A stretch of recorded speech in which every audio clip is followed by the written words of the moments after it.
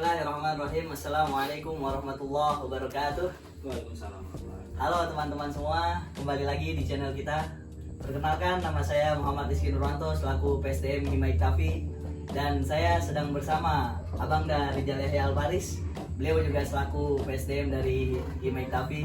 Di malam hari yang berbahagia, kami akan membahas tentang transaksi yang dilarang dalam Islam bersama dengan Abang dari Rijal Yahya Albaris. Sebelumnya gimana Bang kabarnya Bang? Alhamdulillah baik Bang Manto. Alhamdulillah. Sendiri gimana nih kabarnya? Alhamdulillah baik. Alhamdulillah baik ya. Ngomong-ngomong antum dari mana Bang? Waduh. Dengan rebusan seperti ini tadi, alhamdulillah tadi udah ngikuti kegiatan yang ada di Yarmuk seperti wirid dan ngaji Bang. Alhamdulillah. Ya. Antum sangat produktif Aduh, sekali. ya Bang. Masya Allah. Langsung ke intinya bisa Bang? Oh boleh. Nah, jadi mau bahas apa nih Bang malam ini? Jadi begini Bang, Ah, apa saja sih transaksi yang dilarang dalam Islam? Coba dong, tolong boleh dijelaskan secara detail dan biar supaya mudah dipahami oleh teman-teman yang sedang menyaksikan.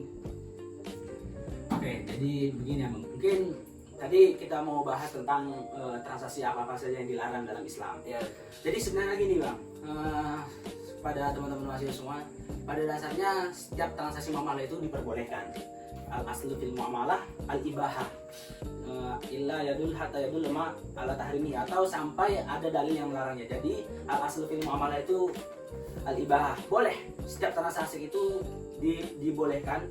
Berbeda dengan ibadah ya teman-teman. Jadi kalau ibadah itu al aslu fil ibadah haram, kecuali ada dalil yang memerintahkannya. Berbeda dengan tadi ya, muamalah itu semua transaksi itu boleh, kecuali ada sampai dalil yang melarangnya. Nah, jadi tadi ya berbicara tentang transaksi yang dilarang dalam Islam. Mungkin transaksi yang dilarang dalam Islam yang sudah jelas ada dalilnya itu tadi ya, kalau kita lebih singkatnya gini Bang, supaya teman-teman mahasiswa gampang ingat nih. Nah, jadi apa saja itu? Kita tinggal ingat aja nih, maghrib. Nah, maghrib itu seperti apa? Maghrib itu pertama maisir, kemudian golnya itu goror, kemudian rib, maghrib ya, rib yang terakhir yaitu riba. Nah, maghrib, maisir, goror, dan riba. Nah, inilah salah satu transaksi-transaksi yang dilarang dalam Islam. Kenapa? Bukan mungkin ya. Kenapa? Karena dalam Islam ini dilarang karena ini adalah salah satu perbuatan yang mana dapat menimbulkan suatu keburukan atau suatu kemudaratan kepada seluruh umat manusia, bukan hanya kepada seluruh umat muslim saja, tetapi kepada seluruh umat manusia, baik yang Islam maupun non-Islam.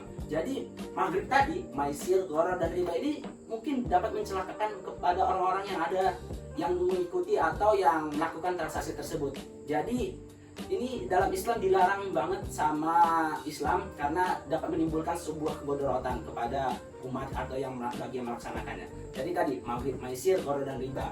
Nah, kalau apa itu maisir Bang? Maisir itu sama-sama kita ketahui yaitu dalam secara singkatnya itu perjudian ya, perbuatan judi. Mungkin teman-teman semua mahasiswa ya, kita harap teman-teman mahasiswa tidak pernah ya, apalagi mahasiswa SEBI nih Bang ya.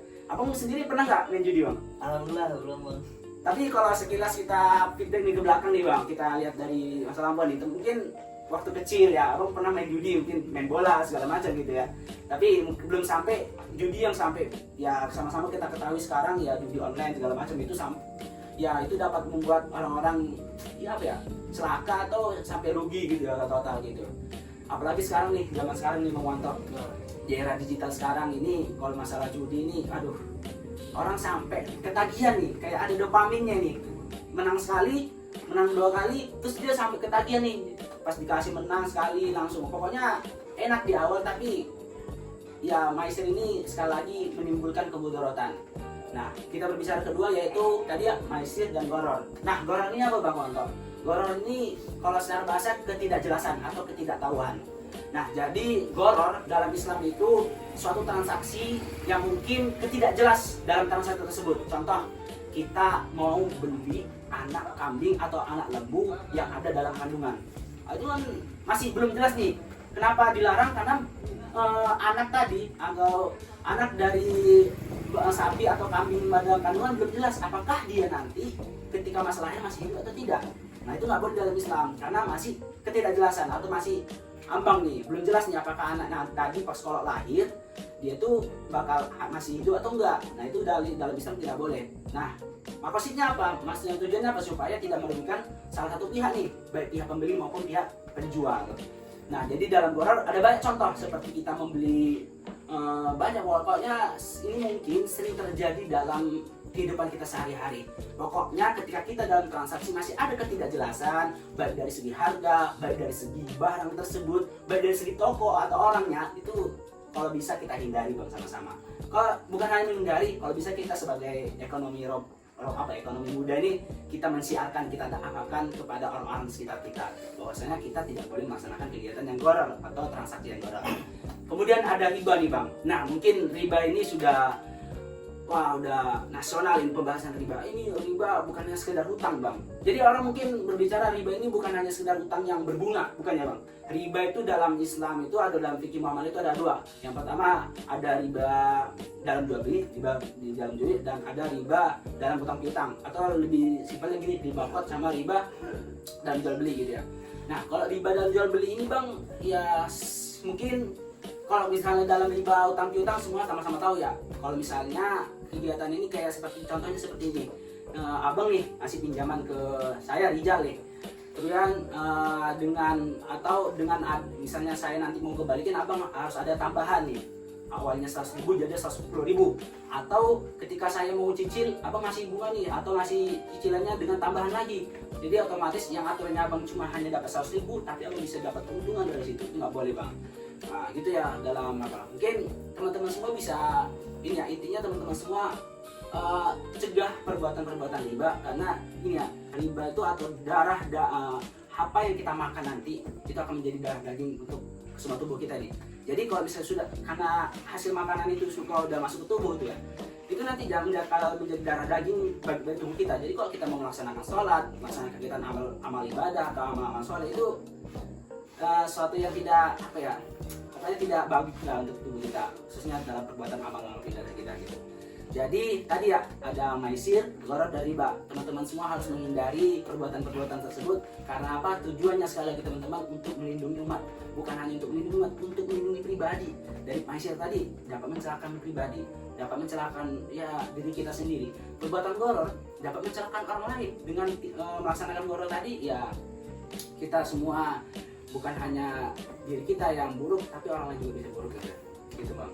Maisir, gharar, dan riba. Mungkin teman-teman bisa ingat ya tadi ya, cukup gampang ya Bang, nggak susah amat ya maghrib tadi ya, terkait maghrib. Ini pas banget nih Bang, waktu maghrib tadi baru selesai kita salat maghrib nih. Aku udah salat maghrib belum? Alhamdulillah. Udah maghrib tadi ya. Oke. Jadi gitu teman-teman semua. Jadi perbuatan maisir, gharar, dan riba tadi teman-teman semua harus hindari, karena ini untuk kemaslahatan kita semua, kebaikan kita semua, khususnya kepada seluruh mahasiswa. Karena mungkin pada saat ini kita mahasiswa, selaku mahasiswa harus kita ya pandai-pandailah untuk dalam bertransaksi maupun kegiatan muamalah. Mungkin cukup sekian Bang Montok dari Ane, semoga bermanfaat ya Bang. Oke, terima kasih Bang Rijal atas penjelasan yang sangat detail dan mudah dipahami. Jadi begini teman-teman, kita itu harus menghindari transaksi yang dilarang oleh Islam.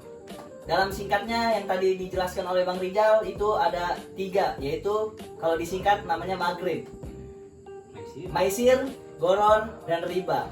Jadi di ketiga ini harus kita hindari dengan dengan maksimal mungkin, karena ketiga perbuatan ini itu membahayakan bagi diri kita dan bagi diri orang lain.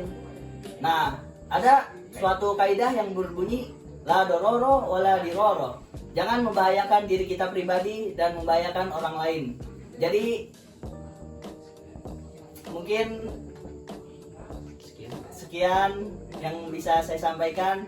Semoga teman-teman bisa mempraktekannya dan menghindari dengan maksimal. Wassalamualaikum warahmatullahi wabarakatuh. Kita salam dulu ya.